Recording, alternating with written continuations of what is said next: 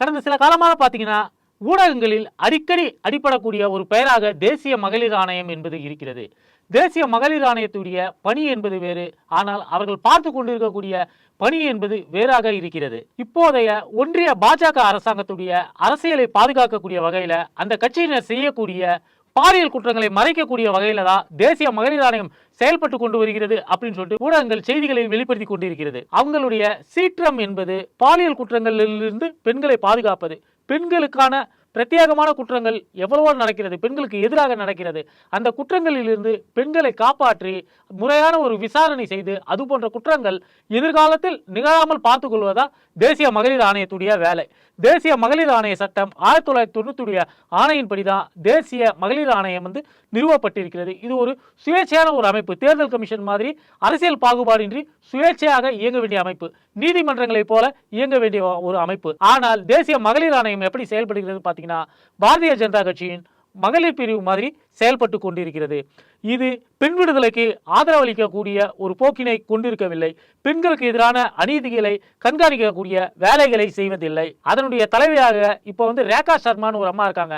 அந்த அம்மா யாருடைய குரல்ல பேசுறாங்கன்னா, வானதி சீனிவாசனை போல பேசுகிறார்கள், தமிழிசை சவுந்தரராஜனை போல பேசுகிறார்கள் அப்படின்னு நாம சொல்லல, தேசிய அளவிலான ஊடகங்கள் சொல்கிறது. அந்த ஊடகங்கள் இதை சும்மா போற போக்கிலும் சொல்ல, நடக்கக்கூடிய சம்பவங்கள், அதற்கு இந்த தேசிய மகளிர் ஆணையம் வெளியிட்டிருக்கக்கூடிய எதிர்வினைகள் இதன் அடிப்படையில் தான் சொல்கிறது. தேசிய மகளிர் ஆணையம் என்பது இன்று ஒரு சாக்கடையை போல மிக கேவலமாக RSS அஜெண்டாக்களை பேசக்கூடிய ஒரு களமாக மாறிவிட்டது. அதற்கு ஒரு நல்ல உதாரணம் என்னன்னு பார்த்தீங்கன்னா, தமிழ்நாட்டிலிருந்து தேசிய மகளிர் ஆணையத்தின் உறுப்பினராக நியமிக்கப்பட்டிருக்கக்கூடிய நடிகை குஷ்பு ஊடகங்களிடம் பேசுவது, ட்விட்டரில் பேசுவது, மேடைகளில் பேசுவது, இதையெல்லாம் பார்த்தீங்கன்னா ஒரு பர்ஃபெக்டான பாஜகவின் நான்காந்தர பேச்சாளர் போல தான் அந்த அம்மா பேசி கொண்டிருக்கிறார்கள்.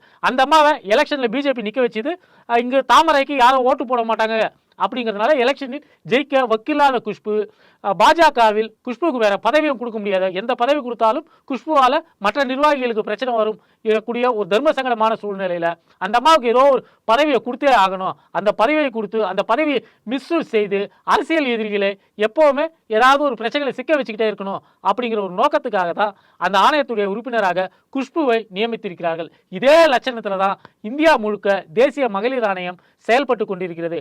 அவர்கள் மகளிரின் பிரச்சனைகளை பார்க்காமல் பாஜக அரசை பாதுகாக்கக்கூடிய வேலைகளில் ஈடுபட்டு வருகிறார்கள். இன்னைக்கு நியூஸ் ரோஸ்ட்ல இதை பத்தி தான் விரிவா பார்க்க போறோம். Welcome to news roast. சமீபத்தில் ஒரு சமூக ஆர்வலர் RTIல ஒரு விவரம் கேட்டிருந்தாரு. அவர் ஒன்றும் தப்பா ஒன்றும் கேட்டுல. அவர் என்ன கேட்டிருந்தாருன்னா, தேசிய மகளிர் ஆணையத்துடைய பொறுப்புகளில் அரசியல் கட்சிகளுடன் தொடர்புடையவர்களையோ அல்லது அரசியல் கட்சிகளை சார்ந்தவர்களையோ நியமிக்கலாமா அப்படின்னு சொல்லிட்டு தகவல் அறிமை உரிமை சட்டத்தில் ஒரு சிறிய கேள்வி கேட்டிருந்தாரு. அதற்கு பதில் எப்படி கொடுக்கணும், நியாயமா நியமிக்கலாம், அப்படி ஒன்றும் பிரச்சனை ஒன்றும் கிடையாது அப்படின்னு நேர்மையாக பதில் கொடுத்து விட்டு போகலாம். ஆனால் அப்படி பதில் கொடுக்கல. இதற்கு சட்டத்தில் வழிகாட்டுதல் எதுவும் இல்லை, இதை பற்றின வேறு தகவல்கள் எதுவுமே கிடைக்கல அப்படிங்கிற மாதிரியான ஒரு மொக்கையான ஒரு பதிலை கொடுத்திருக்கிறார்கள். குறிப்பாக அந்த சமூக ஆர்வலர் எதை மனசில் வச்சு கேட்டிருக்காருன்னா, குஷ்புவை மனசில் வச்சு கேட்டிருக்கிறாரு. குஷ்பு தன்னை பாஜகவுடைய ஒரு ஊதுகுழலாக தான் பாஜக கட்சியில் இருப்பதாக காட்டிக்கொள்கிறார். அவர் ஊடகங்களில் பேட்டி கொடுக்கும் போதெல்லாம் அந்த பாஜக துண்டை தோல்ல போட்டுக்கிட்டு இருக்கிறாங்க, அவங்க நரேந்திர மோடி தான் என் தலைவர் அப்படின்னு பேசிக்கிட்டு இருக்காங்க.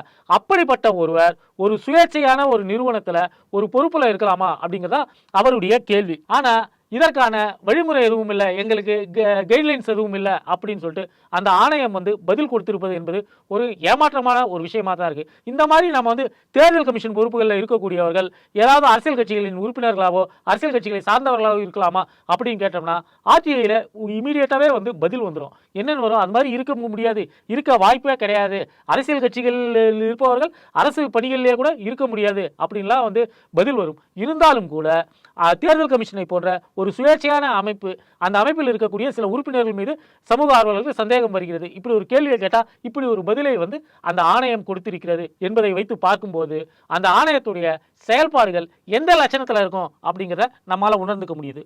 உதாரணத்துக்கு இந்த தேசிய மகளிர் ஆணையத்துடைய சமீபத்திய செயல்பாடுகளை பார்ப்போமே. பிரஜ்வல் ரேவண்ணா கர்நாடகத்தில் மதசார்பற்ற ஜனதா தளத்தை சார்ந்தவர், தேவகவுடாவுடைய பேரன். அவர் மீது என்ன குற்றச்சாட்டு, அவர் நிறைய பெண்களை பாலியல் ரீதியாக துன்புறுத்தி இருக்கிறார். அவருடைய கட்சியை சார்ந்த பெண்களை மட்டும் இல்லாமல் அவங்க வீட்டில் வேலை பார்க்குறவங்க, அவங்களுடைய பண்ணை வீட்டில் வேலை பார்க்குறவங்க பல பெண்களை வந்து மிக மோசமான முறையில் அவர் பாலியல் துன்புறுத்தல் செய்திருக்கிறார். அவ்வாறு செய்ததையெல்லாம் வீடியோ எடுத்து வச்சுக்கிட்டு அவங்களை திரும்ப திரும்ப அந்த தவறுக்கு வந்து அவர்களை வந்து அழைத்து கொண்டே இருந்திருக்கிறாருங்கிறது அவர் மீதான ஒரு குற்றச்சாட்டு. அதற்காக ஜிபி கணக்கில் ஆதாரங்கள் ஃபைலாக வந்தது, எலெக்ஷன் நேரத்திலேயே வந்தது. பல வீடியோக்களில் வந்து பல பெண்கள் வயது வித்தியாசம் பாராமல் பிரஜ்வல் ரேவண்ணா மோசமாக நடந்து கொண்டதை வந்து இந்த இந்தியாவே வந்து பார்த்தது. அப்படிப்பட்ட பிரஜ்வல் ரேவண்ணா மீது அந்த மாநிலத்துடைய அரசாங்கம் வந்து நடவடிக்கை எடுக்கும் போது பிரஜ்வல் ரேவண்ணா ஜெர்மனி நாட்டுக்கு வந்து தப்பிச்சு போயிட்டாரு. அதற்கு பிறகு அவர் அங்கிருந்து கூப்பிட்டு பல்வேறு சிக்கல்களுக்கு மத்தியில் அவரை வந்து கைது செய்து விசாரணை நடத்தினார்கள். இந்த பிரச்சனையில பார்த்தீங்கன்னா பல்வேறு பெண்கள் வந்து பாதிக்கப்பட்டிருக்கிறார்கள். அந்த பெண்களிடம் விசாரணை நடத்த வேண்டிய தேசிய மகளிர் ஆணையம் என்ன பண்ணிச்சு அப்படின்னு பாத்தீங்கன்னா, நிறைய பெண்களை பொய் புகார் அளிக்க சொல்லி அங்க இருக்கக்கூடிய அமைப்பு வற்புறுத்துகிறது அப்படின்னு சொல்லிட்டு பாதிக்கப்பட்ட பெண்கள் மீது பால திருப்பி விட்டுச்சு தேசிய மகளிர் ஆணையம். அதாவது பிரஜ்வல் ரேவண்ணா வாயில விரல குட்டா கூட கடிக்க தெரியாத அப்பாவி, அவர் மீது பெண்களை வைத்து மோசமாக அவர் வந்து பாலியல் துன்புறுத்தல் செய்தார் என்று அவர் மீது புகார் கொடுப்பதற்காக அங்க இருக்கக்கூடிய மாநில அரசாங்கத்தை சொல்றாங்க. மாநில அரசாங்கம் வந்து காங்கிரஸ் அரசாங்கம். எனவே இதை ஒரு அரசியல் ரீதியாக தான் இவர்கள் வந்து பயன்படுத்தி கொண்டார்கள். மதசார்பற்ற ஜனதா தளம் பாரதிய ஜனதா கட்சியுடன் கூட்டணியில் இருக்கிறது. அதன் சார்பில் வந்து இன்னைக்கு வந்து தேவகவுடாவுடைய பையனான குமாரசாமி ஒன்றிய அமைச்சரவையில் பதவி வகிக்கிறார். இப்படி இருக்கக்கூடிய சூழல்ல குமாரசாமியுடைய அண்ணன் மகனான பிரஜ்வல் ரேவண்ணா கையும் களவுமாக வீடியோ ஆதாரத்துடன் மாட்டிக்கொண்ட அவரை குறித்து ஒரு விசாரணையை பண்ணு அப்படின்னு சொன்னா பாதிக்கப்பட்ட பெண்களை வந்து அங்க இருக்கக்கூடிய மாநில அரசாங்கம் வற்புறுத்தி பொய் புகார் சொல்ல வைக்கிறது அப்படின்னு சொல்லிட்டு தேசிய மகளிர் ஆணையம் ஒரு அறிக்கையை விடுகிறது. இந்த லட்சணத்துல தான் தேசிய மகளிர் ஆணையத்துடைய விசாரணை அமைப்புகள் இருக்கின்றன. அடுத்து மேற்கு வங்காளத்தில் சந்தேஷ்காலி என்கிற இடத்துல திரிணாமுல் காங்கிரஸ் கட்சியை சார்ந்தவர்களால் நிறைய பெண்கள் வந்து பாலியல் வன்புணர்வுக்கு உள்ளானார்கள் ஒரு குற்றச்சாட்டு போன தேர்தலுக்கு முன்பாக ரொம்ப பெருசாக செல்ஃப் எடுத்தது. அதற்கு பிறகு நடத்தப்பட்ட ஒரு ஸ்டிங் ஆபரேஷன்ல அப்படியெல்லாம் வந்து அங்கு எதுவுமே நடக்கல அப்படிங்கிறது வந்து தெளிவாயிடுச்சு. ஆனா இந்த சந்தேஷ்காலி விவகாரம் திரிணாமுல் காங்கிரஸுக்கு எதிரானது அப்படிங்கிறதுனால தேசிய மகளிர் ஆணையம் அவசரமாக புகார் கூட வராம அங்க உள்ள போயிட்டு அங்க இருக்கக்கூடிய திரிணாமுல் காங்கிரஸ் கட்சிக்கு எதிரான நிறைய விசாரணைகளை நடத்தி குடியரசுத் தலைவரிடம் ஒரு 24 பக்க அறிக்கை, அந்த 24 பக்க அறிக்கை முழுக்க திரிணாமுல் காங்கிரஸார் வந்து இந்த மாதிரி பாலியல் வன்முறையில் ஈடுபட்டிருக்காங்க, திரிணாமுல் காங்கிரஸார் குற்றவாளிகள், திரிணாமுல் காங்கிரஸுக்கு அந்த மாநிலத்தை அறுவடை செய்யக்கூடிய ஆட்சி இல்லை, எனவே குடியரசுத் தலைவர் உடனடியாக தலையிட்டு அந்த மாநில ஆட்சியை கலைக்க வேண்டும் அப்படின்னு சொல்லிட்டு இதே ரேகா சர்மா, தேசிய மகளிர் ஆணைய தலைவர் ரேகா சர்மா வந்து 24 பக்க அறிக்கையை முர்மு அவர்களிடம் கொடுத்தார்கள். ஆனா பின்னாளில் இவர்கள் சாட்டிய குற்றச்சாட்டு எதுவுமே உண்மை இல்லை என்பது ஒரு ஸ்டிங் ஆபரேஷன் மூலமாக வெளிப்பட்டு விட்டதுக்கு பிறகு குடியரசுத் தலைவரிடமே கொடுத்த இந்த அறிக்கையை பற்றி எந்த விதமான ஒரு விளக்கத்தையும் தேசிய மகளிர் ஆணையம் இன்று வரை கொடுக்கவில்லை. மணிப்பூர்ல என்ன நடந்தது அப்படின்னு நமக்கு தெரியும். ஒரு பெண்ணை நிர்வாணப்படுத்தி ஒரு பெரிய கும்பல் வந்து ஊர்வலம் விட்டது. அந்த வீடியோ வெளியான பிறகுதான் மணிப்பூர்ல ஆயிரக்கணக்கான பெண்கள் இது போல பாலியல் ரீதியாக பாதிக்கப்பட்டிருக்கிறார்கள். வன்முறையாளர்கள் அங்கு பெண்களை தான் வந்து குறிவச்சு மோசமான வன்முறைகளை நிகழ்த்தி இருக்கிறார்கள் என்பது உலகம் முழுக்க தெரிய வந்தது. அந்த வீடியோவெல்லாம் சமூக ஊடகங்களில் வெளிவந்து பரபரப்பான போது இந்தியா முழுக்கவே எல்லாருக்குமே வந்து ஒரு கோபமும் குழப்பமும் ஏற்பட்டது. மணிப்பூர்ல என்னதான் நடந்துகிட்டு இருக்கு, அங்கு பெண்களுடைய நிலைமை என்ன அப்படிங்கிற கேள்வி நமக்குள்ள இருந்தும் போது தேசிய மகளிர் ஆணையம் அதை பத்தி வந்து எந்த மூச்சுமே விடலை. இங்கு குஷ்பு வந்து கள்ளக்குறிச்சியில சாராயம் குடிச்சு யாராவது செத்து போனாங்கன்னா கூட தேசிய மகளிர் ஆணையம் விசாரணை அப்படின்னு அங்க போய் நிக்கிறாங்க. ஆனால் மணிப்பூரில் நிஜமாகவே பெண்கள் வன்முறைக்கு உள்ளாக்கப்பட்ட போது தேசிய மகளிர் ஆணையம் அங்க எந்த விதமான ஒரு நடவடிக்கையும் எடுக்கவில்லை. இதற்கு பிறகு தேசிய மகளிர் ஆணையத்தை நோக்கி எல்லாரும் இந்த கேள்வியை எழுப்புந்துமே தேசிய மகளிர் ஆணையம் சம்பிரதாயமாக மணிப்பூர் அரசாங்கத்துக்கு ஒரு கடிதத்தை வந்து அனுப்புது. அந்த கடிதத்தில் வந்து இது போல நிறைய புகார்கள் வருகிறது, இதெல்லாம் உண்மைதானா அப்படின்னு சொல்லிட்டு தேசிய மகளிர் ஆணையம் அரசாங்கத்தை வந்து ஒரு கேள்வி கேட்டது. அரசாங்கம் இந்த புகாருக்கு பதில் கொடுத்துச்சா என்ன ஏதுங்கிறதுலாம் யாருக்கும் தெரியாது. மணிப்பூரில் நடந்த அந்த மாபெரும் கலவரத்துல பெண்கள் பாதிக்கப்பட்ட விஷயத்துல தேசிய மகளிர் ஆணையத்துடைய உச்சபட்சமான நடவடிக்கையே அந்த மாநில அரசாங்கத்துக்கு இப்படி ஒரு கடிதம் எழுதுந்தான். நிஜமா சம்பவம் நடந்த உண்மைதானா அப்படின்னு சொல்லிட்டு கேள்வி கேட்டு ஒரு கடிதம் எழுப்புனதான்.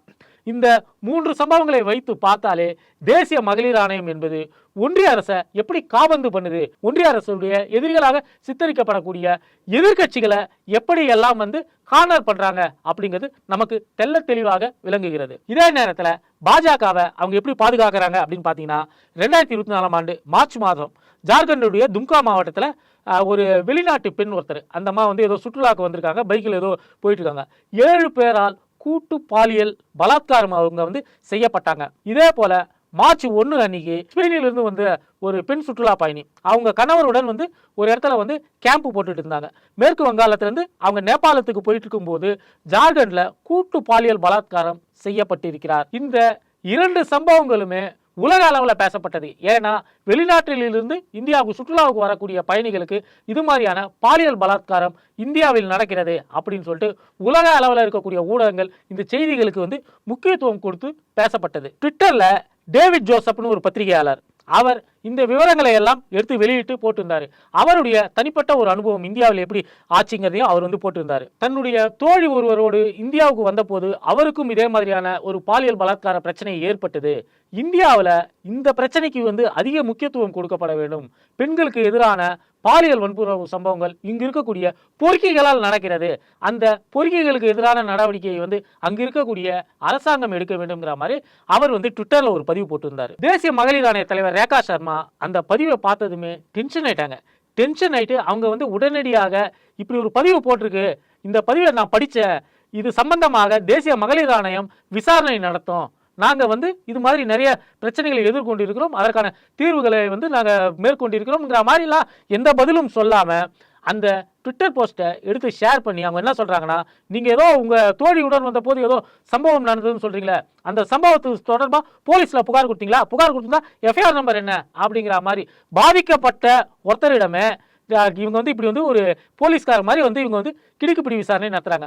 போலீஸ்காரங்க சரியா விசாரிக்க மாட்டாங்க, போலீஸ்காரர்கள் சார்புடன் இருப்பார்கள் அப்படிங்கிற மாதிரியான பல புகார்களின் அடிப்படையில் தான் சுயேட்சையான ஒரு அமைப்பான தேசிய மகளிர் ஆணையத்தை நியமிச்சா தேசிய மகளிர் ஆணையத்தில் இருப்பவர்களும் கூட பாதிக்கப்பட்டவர்களிடம் அவர்களிடம் புகாரை பெற்றுக்கொண்டு அதற்கு ஏதாவது தீர்வுக்கு முயற்சிப்பதை தவிர்த்து விட்டு பாதிக்கப்பட்டவர்களை குற்றவாளிகளாக்கி நீ புகார் கொடுத்தியா, நீ இது பண்ணியா, அது பண்ணியா என்று கேட்கக்கூடிய அந்த துணியை தான் நம்ம ரேகா சர்மாவிடம் பார்க்க முடிகிறது. ஒருவேளை நீ வந்து அது மாதிரி புகார் கொடுக்கலனா நீ ஒரு பொறுப்பில்லாத இர்ரெஸ்பான்சிபிளான ஒரு பர்சன் அப்படின்னு சொல்லிட்டு அவரை ரேகா சர்மா ட்விட்டர்லேயே திட்டமும் தொடங்கிட்டாங்க. மேலும் அவர் இந்த மாதிரிலாம் போஸ்ட் போடாத, போஸ்ட் போட்டால் பின்விளைவுகளை நீ சந்திக்கணும் அப்படின்னு சொல்லிட்டு பிஜேபி காரணங்களை மாதிரி அந்த அமெரிக்க பத்திரிகையாளரை அந்த அம்மா மிரட்டவும் தொடங்கினாங்க. என் நாட்டை பற்றி இழிவுபடுத்தி பேச நீ யாரு அப்படின்னு சொல்லிட்டு இந்த சங்கிங்க டிவி விவாதத்தில் வந்து பேசுவாங்க இல்லையா, அந்த துணியில் அந்த பத்திரிகையாளரை நோக்கி அந்த அம்மா பேசினாங்க. இது எல்லாத்தையும் எடுத்து போட்டு இங்கே பாருங்க, இந்தியாவில் இதுதான் நிலைமை, அந்த ஊரில் மகளிர் ஆணையம்னு ஒன்று வச்சிருக்கிறானுங்க, அந்த மகளிர் ஆணையம் என்பது பெண்களை பாதுகாப்பதற்காக அமைக்கப்பட்ட ஒரு அமைப்பு, அந்த அமைப்போட தலைவியாக இருந்து கொண்டு அந்த அம்மாவே இந்த பொறுக்கிங்களாம் என்ன வேலையை செய்கிறாங்களோ அந்த வேலையை வாய் வார்த்தையில் செய்து அப்படின்னு சொல்லிட்டு உலகம் முழுக்க இருந்து இந்தியாவை நோக்கி தண்டனை கணைகள் குவிய தொடங்கின. இந்த மாதிரி நாம தேசிய மகளிர் ஆணையத்துடைய செயல்பாடுகளை வந்து தொடர்ச்சியாக சொல்லிக்கொண்டே போகலாம். குறிப்பாக மோடி ஆட்சிக்கு வந்ததுக்கு பிறகு ஒரு லெட்டர் பேட் அமைப்பு மாதிரி அதை மாற்றிட்டு அதை பாஜகவுடைய ஒரு மகளிர் அமைப்பு மாதிரி மாற்றிட்டு தான் இவங்க நடத்திக்கிட்டு இருக்கிறாங்க. தேர்தல் பிரச்சாரத்தின் போது கங்கனா ரணவத்துக்கு எதிராக அந்த இமாச்சல் பிரதேசத்தில் யாரோ ஒரு காங்கிரஸ் தலைவர் ஏதோ வந்து வார்த்தையை விட்டாராம். அதற்காக உடனடியாக ஒரு விசாரணையை நடத்தி நடவடிக்கை எடுத்தது தேசிய மகளிர் ஆணையம். ஆனால் பாஜக வேட்பாளராக மேற்கு வங்காளத்தில் போட்டி போட்ட கங்கோபாத்யாய் அப்படின்னு சொல்லக்கூடிய ஒருத்தர், அபிஜித் கங்கோபாத்யாய்னு அவருடைய பேர், அவர் வந்து மேற்கு வங்க முதல்வராக இருந்த மம்தா பானர்ஜிக்கு எதிராக ஒரு பொதுக்கூட்டத்தில் பாலியல் ரீதியான வார்த்தைகளை பயன்படுத்தினார். அந்த கங்கோபாத்யாய் என்னெல்லாம் பேசினார்னு பார்த்தீங்கன்னா நமக்கே வந்து நாக்கு கூசுது. மம்தா பானர்ஜி, நீங்கள் எவ்வளவு விலைக்கு விற்கப்படுகிறீர்கள் அப்படிங்கிற மாதிரி வந்து அவர் வந்து அவருடைய பேச்சை ஆரம்பித்தார். உங்கள் ரேட்டு 10 லட்சம் ரூபா. இதை வந்து அங்கு போட்டியிட்ட ஒரு பாஜக வேட்பாளர் அந்த மாநிலத்துடைய முதல்வரை பார்த்து ஒரு பொது மேடையில் சொன்ன வார்த்தைகள். மம்தா பானர்ஜி ஒரு பெண் தானா? நான் சில நேரங்களில் மம்தா பானர்ஜியை பெண் என்று மற்றவர்கள் சொல்வதை கேட்டு ஆச்சரியப்படுகிறேன். இதெல்லாமே வந்து ஒரு பாஜக எம்பி பதவிக்கு போட்டியிட்ட ஒரு வேட்பாளர் பொது மேடையில் பேசினது. இதை பற்றி தேசிய மகளிர் ஆணையம் எந்த விதமான புகாரையை வந்து எடுத்துக்கல. இது ஊடகங்கள் எல்லாம் வந்துச்சு, மேற்கு வங்காளத்தில் பரபரப்பாக பேசப்பட்டது. அதை பற்றி தேசிய மகளிர் ஆணையம் 2 காதையும் பொத்திக்கிச்சு. ஏன்னா பேசியவர் ஒரு பாஜக வேட்பாளர், அங்கே தாக்கப்பட்டவர் மேற்கு வங்க முதல்வரான மம்தா பானர்ஜி, அவர் பாஜகவுக்கு எதிரான ஒரு நிலையில் இருக்கிறார்ங்கிறதுனால காதை வந்து இறுக மூடிக்கிச்சு தேசிய மகளிர் ஆணையம். மேலும் இந்த தேசிய மகளிர் ஆணையம் விசாரிக்கிறதா சொல்லி ஊரூரா போய் விசாரிக்கக்கூடிய வழக்குகள்லாம் எந்த லட்சணத்தில் இருக்குன்னா, பாலியல் வன்புணர்வு வழக்குகள். தேசிய மகளிர் ஆணையம் போய் விசாரிக்கக்கூடிய வழக்குகளில் அந்த வழக்குகளில் 100 வழக்கு பதிவாயிருக்குன்னா அதில் 30% வழக்குகள் வந்து போலி வழக்குகள்.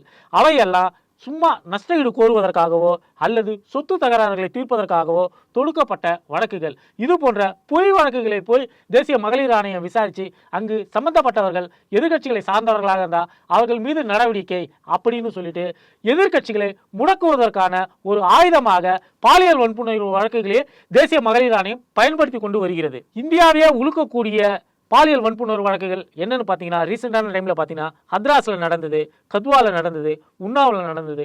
இங்கே எல்லாம் தலித் பெண்கள் அங்கு இருக்கக்கூடிய மேல் சாதி வெறியர்களால், பாஜக வெறியர்களால், சங்கிகளால் பாலியல் வன்புணர்வுக்கு உள்ளானார்கள். ஆனால் அதை பற்றியெல்லாம் தேசிய மகளிர் ஆணையம் வாய் திறந்ததே கிடையாது. இன்றைக்கு இருக்கக்கூடிய தேசிய மகளிர் ஆணையத்தால் இந்தியாவில் இருக்கக்கூடிய பெண்களுக்கு எந்த ஒரு பிரயோஜனமும் கிடையாது. பெண்களின் பிரச்சனைகளுக்காக போராடுவதிலோ குரல் கொடுப்பதிலோ இன்றைய ஆணையத்துக்கு எந்த ஒரு பங்குமே கிடையாது.